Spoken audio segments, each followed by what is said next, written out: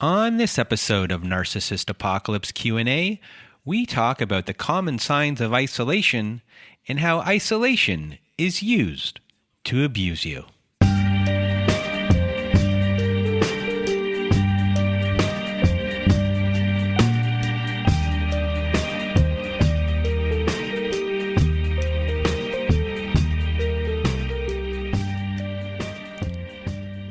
Welcome to Narcissist Apocalypse Q&A, everyone. I am Brandon Chadwick, and today we are going to talk about isolation, all things isolation as an abuse tactic. It's on the power and control wheel.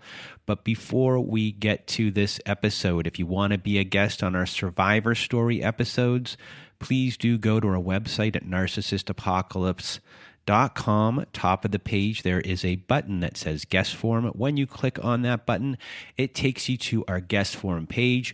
There we have all of these instructions.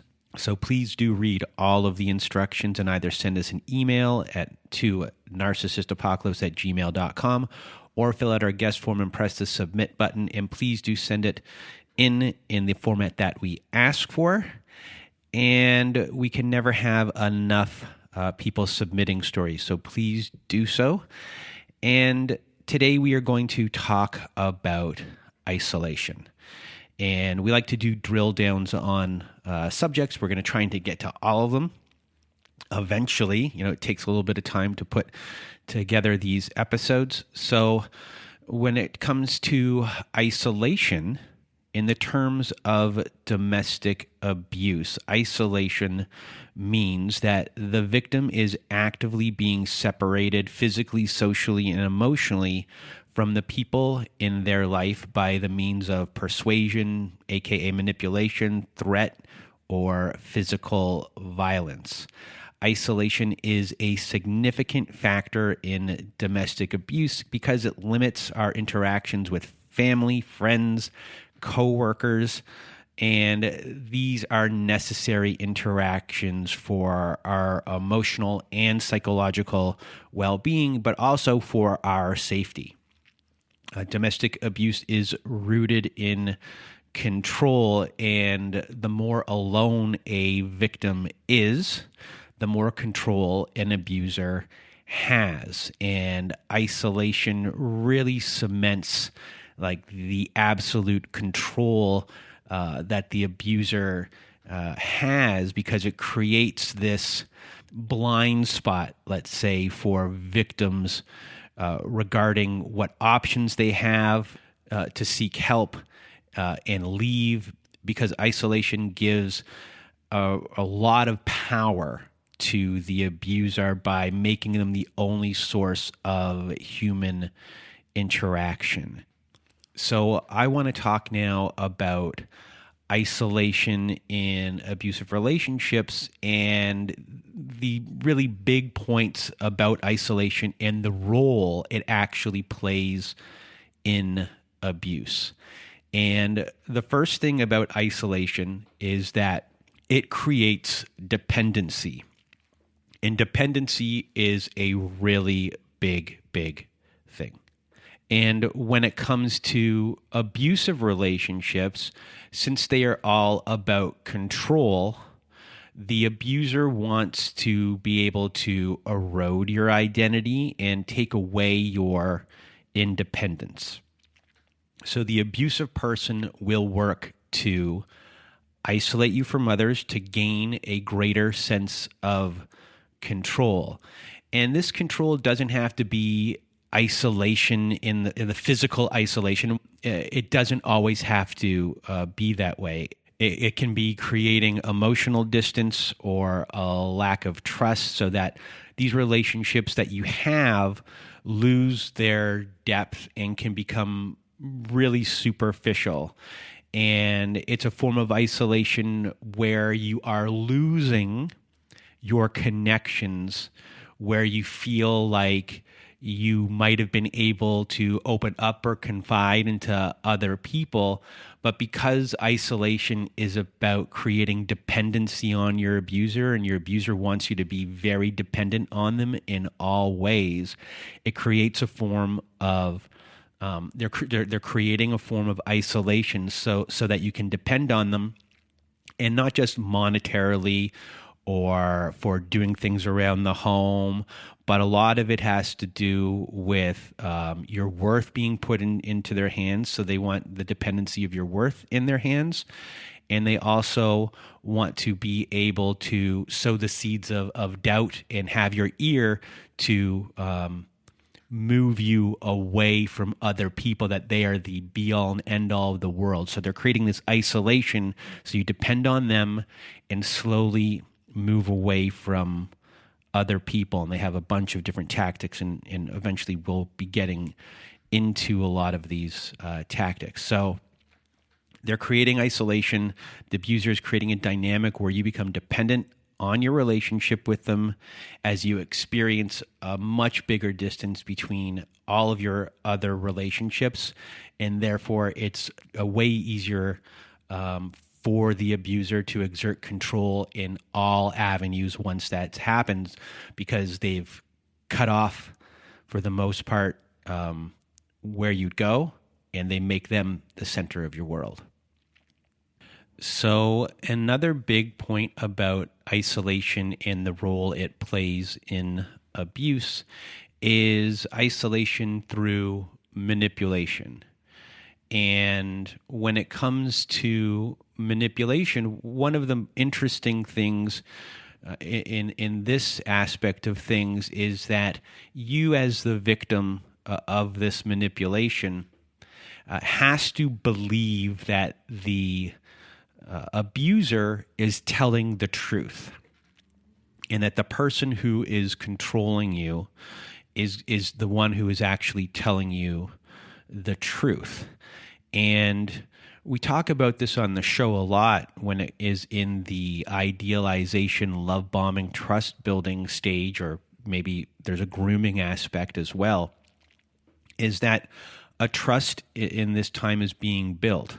And everything is overwhelming for the most cases. Sometimes you're in these relationships for, they go quickly, but you put your worth in their hands, or they're doing everything like that is so over the top that their love is just so grand, and their future and all of these things together, that you don't have any reason to believe that they won't be truthful, that they have something insidious going on to try and isolate you from other people. So a lot of the work here, when it comes to this manipulation aspect of isolation, is really done in the early stages, so you are see them as a trustworthy person who tells the truth.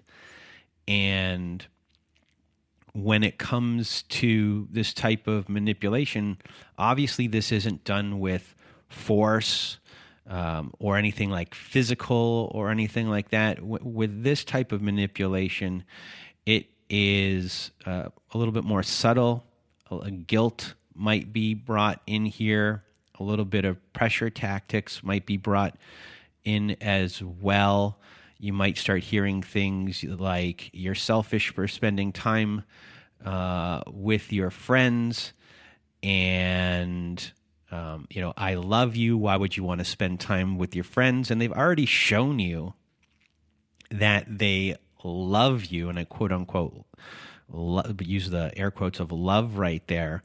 But they've done such a good job early on that when they do say something like that, you have to maybe at this point, being the victim of this, say, hey, well, why do they have a reason to lie to me? They really love me a lot. So they will believe, the victim will believe what is being said and not see it as control.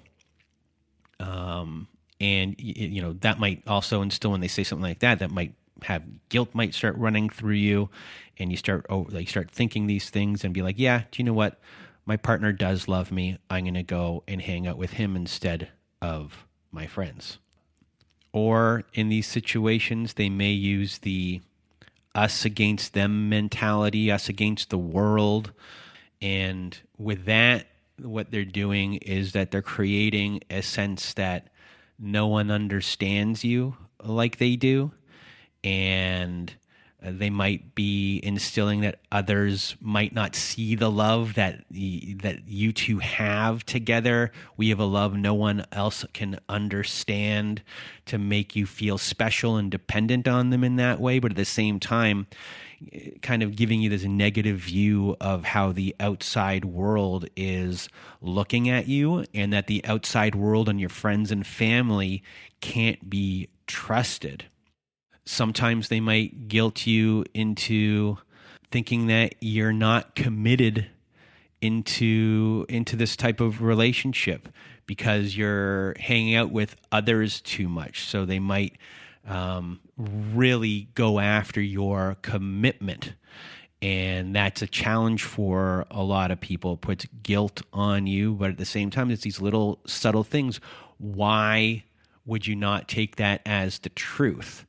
So it's really kind of harking back on laying the foundation or the groundwork early on of creating this trust that you're going to believe that they are telling the truth when these little tiny manipulations start to come into play to isolate you.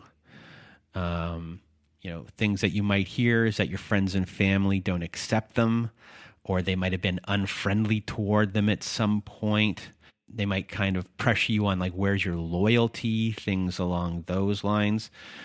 So they're really kind of sowing these little tiny manipulation doubt seeds early on. And you're trusting their word because they laid that foundation and that groundwork, and it's isolating you. And the most interesting thing about this is when they're saying these things to you, they're not forcing you in a way.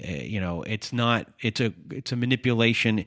It's done in a way where they can then say, well, you made the choice in these situations. So there's a kernel of truth might come into play.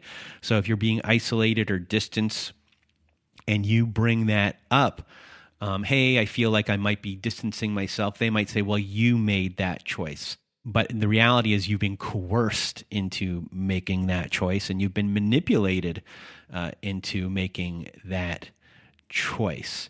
And the role of these manipulations right here, these subtle ones, specifically at the beginning, are really separating you from your friends and family, but also creating an attitude in the sense of a negative view on other people, and a positive view on your relationship. There could be a lot of mixed messages going on within this time as well, because they might have convinced you as well that you're the one that chose to isolate yourself. So that might happen, but really, like, its role in the abuse here is creating this wedge that's going on in this aspect of things that will eventually make it much more difficult to leave later on. And these messages that are being created and instilled in you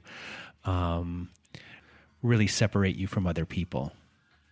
So another thing on our list with abuse and isolation and its role is that its role is being a tool for punishment. And because of the isolation, someone will become dependent on the abusive person for their social needs to be met. So when you are cut off from everyone due to isolation, it becomes that much more difficult to have your social needs met. And it really then falls on to the abusive person and the abusive person alone. And once that happens, it's much easier for an abuser to start withdrawing all of your emotional needs as a form of punishment to control you. So when you are dependent on your abuser, for this emotional connection. They're able to give you emotional connection, take it away, give it, take it away. So if they're trying to control you or start to mold your behaviors in the way that you want, they'll start to condition you to act in a certain way by giving you this emotional connection that you need, and then taking it away if you don't do what they want. So this type of isolation, this form of punishment is going on. This withholding that is going on, giving you emotional affection and your emotional needs being met and then taking it away. This is a form of emotional abuse amongst all the different other forms of emotional abuse. But in this one is a pretty insidious one, because they know exactly what they're doing, giving and taking away. It's a drug and a drug dealer. It's like they've given you the addiction, and now they're taking away and you're getting withdrawals, and it's really being able to form this addiction and more of this addiction onto them to get away with eventually whatever they want to get away with. And eventually they'll be able to get away with a lot more than this emotional needs being pushed and pulled away. Eventually, a lot more as far as abuse, psychological abuse, possibly physical abuse, can happen when you're isolated. And this is how isolation can be used as a tool for punishment, because you have nowhere else to go when this connection is all on them. And another role that isolation plays in abuse is its help to erase your identity. It's a self-erosion that is going on. And this has to do with your friendships and your family outside of the abusive relationship. Having healthy relationships outside of this relationship with your friends and family helps you have your independent identity. You will get possibly boosts of self-esteem or self-worth from your outside relationships, from activities as well. But when you're isolated and you're being controlled, all of a sudden you'll start losing your sense of self because of this relationship. You don't have these people to talk to reinforce what might be going on within the relationship. You have no one to bounce these things off of. You can't confide in anyone, because all of a sudden you are being isolated, and it becomes that much more difficult, especially if they've done a really good job with the manipulation aspect of things, for you to really start confiding in people, and there might be shame and everything like that involved. So you're not getting a perspective from anyone about what is acceptable and non-acceptable behavior. So you might be getting put down, nitpicked, comments about your weight, your looks, your competency. A lot of these things, you're gaslit in many different ways, things that are really attacking who you are, what you like, all of these things that make up you. And really the only person that you're talking to about this behavior is the abuser themselves. And since they created a form of dependency on them, you're listening to their reality of the situation. And that manipulation and gaslighting is what's going to keep you in these relationships and start to maybe eventually then question your own sanity, your own self-worth, your own identity of what is actually going on here, because the reality of what they're telling you and what's really going on does not match. and you're believing their version when that's not the reality of the situation. And that's going to start to slowly really wear you down of who you are. And they really have, to get to this point of eroding your self-identity, your self-esteem, your self-worth, everything about you, they really did a good job in the early stage of isolating you, manipulating you, and creating dependency on them to get to this point.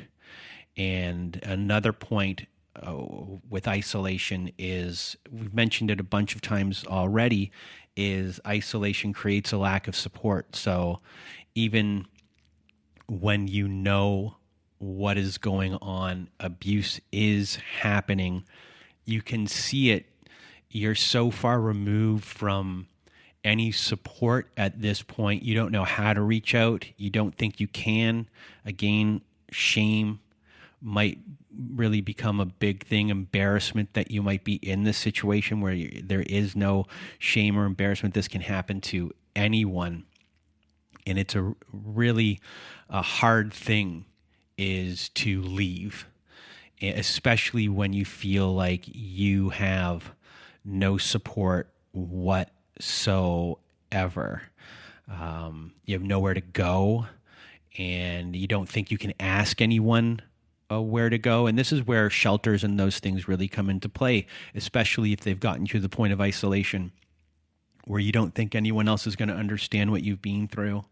That's why online communities like our community is important, to talk to other survivors that you can do in your home and reach out to people that do understand you. They might not be your friends, they might not be your family, but they're people that do, and it's something you can actually do from your home, even if you're physically cut off from the outside world. Those are really big things when it comes to getting to this point and trying to leave when you feel like you have no support in the outside world. There is the online world, and there are shelters and agencies as well that can help, because being isolated isn't a simple thing. It's a really complex issue. A lot has gone into getting you isolated, and when there's that many layers to unpack, leaving isn't as simple as people say.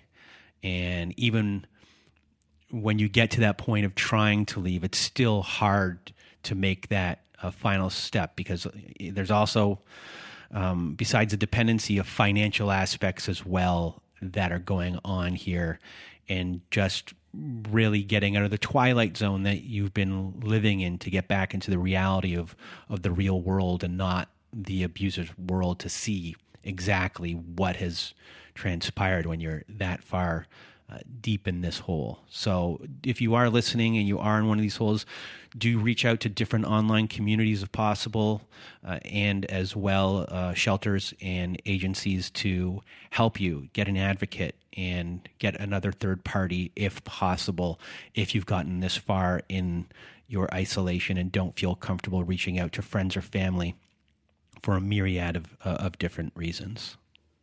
So when it comes to isolation, there are some warning signs for you, but we're also going to mention here, besides some warning signs, common things that you might hear from your partner where they're attempting to manipulate you to isolate you. So there might be some overlap from things that we have mentioned or I've mentioned earlier.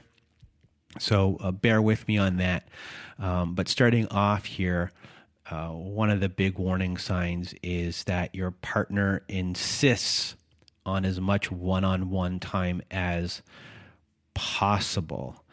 And in all relationships and in healthy relationships, of course, you want one-on-one time with your partner, but not when it is excluding other relationships in your life. So it's a big warning sign that your partner is trying to isolate you when they request that all of your time be with them.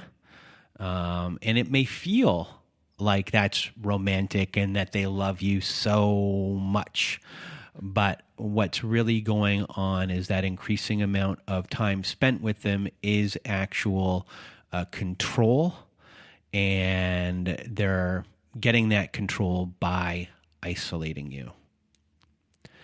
Another one on the list here is that your partner doesn't want to really hang out with your family or your friends, and they want to isolate you from those people. So an abuser will try or actively avoid being part of those relationships.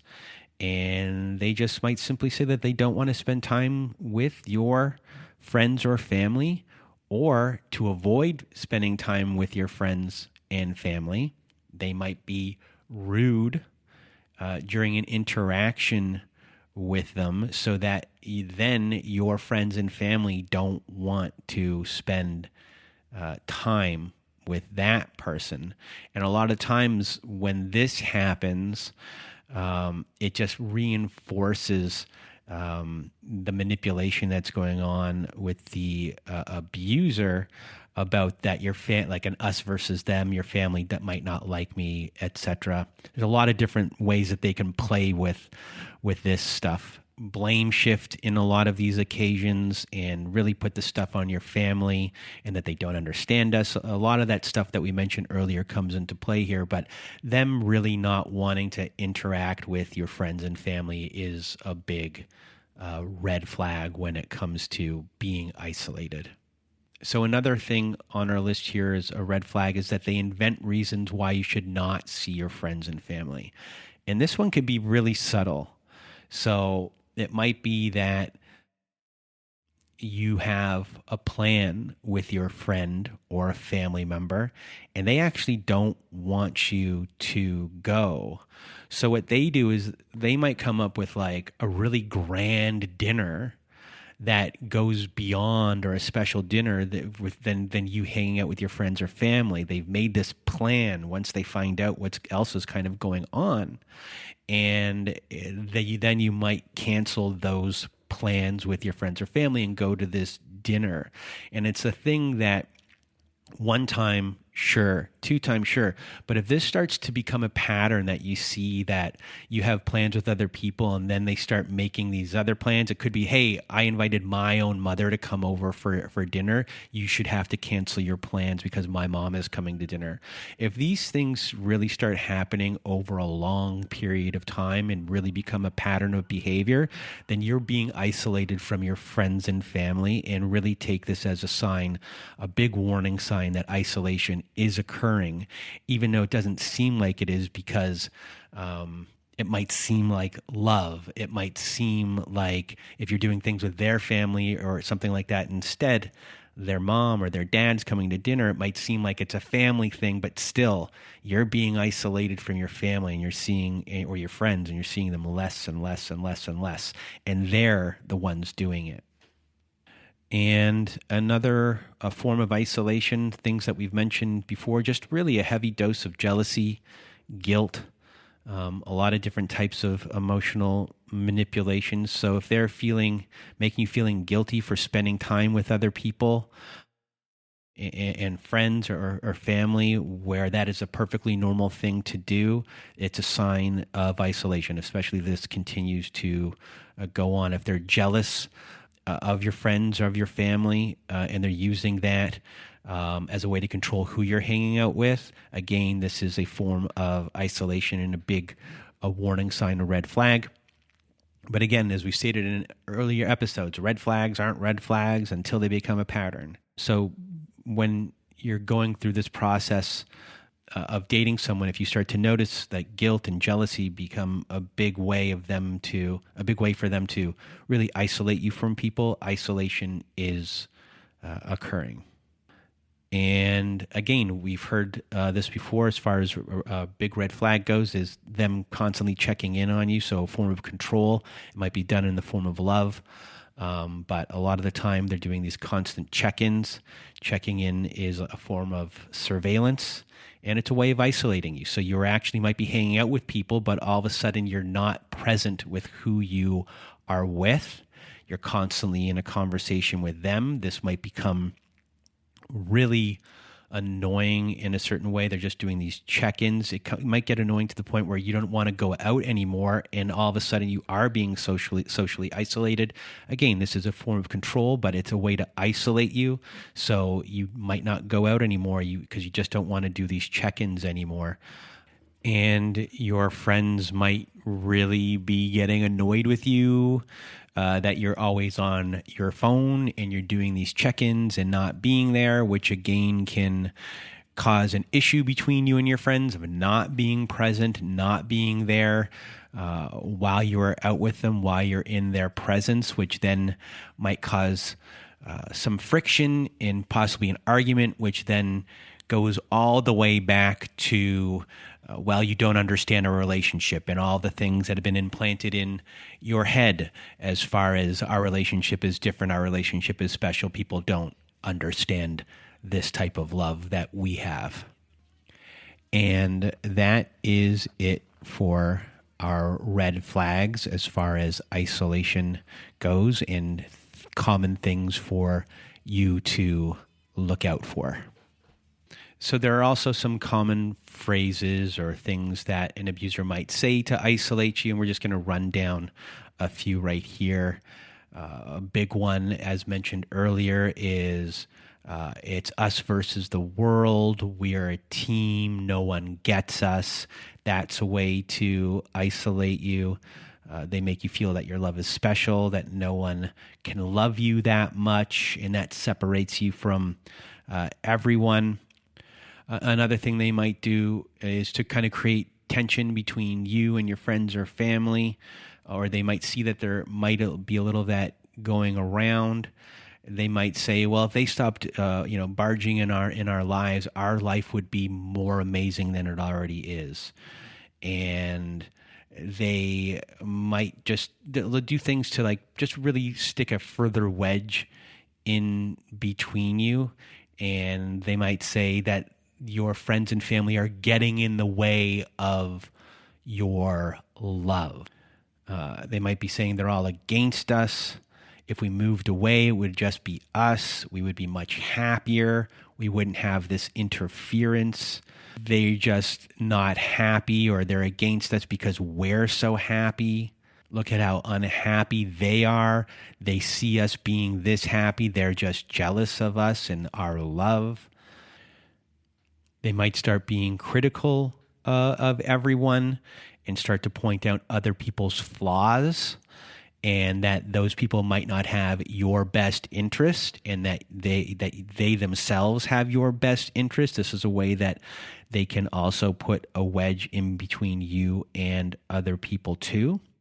And another big thing as far as isolation goes is that they tell you that everything in your relationship has to remain a secret, and that relationships are done in that way. It's no one else's business. What happens in relationship stays in relationship, and going outside of that is not being loyal. It might be just untrustworthy of you to do so. They start really attacking the integrity of you if you go outside the relationship to discuss what's going on, and really harking back to everything in a relationship can be a secret, or it's our problems to deal with.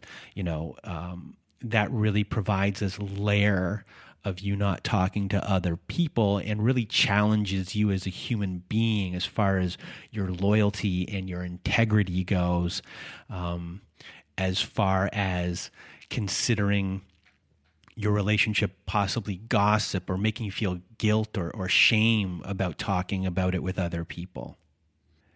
And another one on our list, and the last thing that we'll actually talk about, is, I guess, the financial abuses of everything, which we haven't really discussed at all. But when it comes to the physical cost of seeing people and the physical connections of seeing people, money might come into play here in a really big way. So even though they might be spending money frivolously in other places, the finances of being like, oh, we can't afford to go visit them. You can't go drive there today because the cost of gas has gone up, and they might only be giving you like a little bit of money because they've isolated you in so many ways that you can't even fill up the tank of gas. So a lot of the times money will come into play as far as not seeing people and isolating you as well.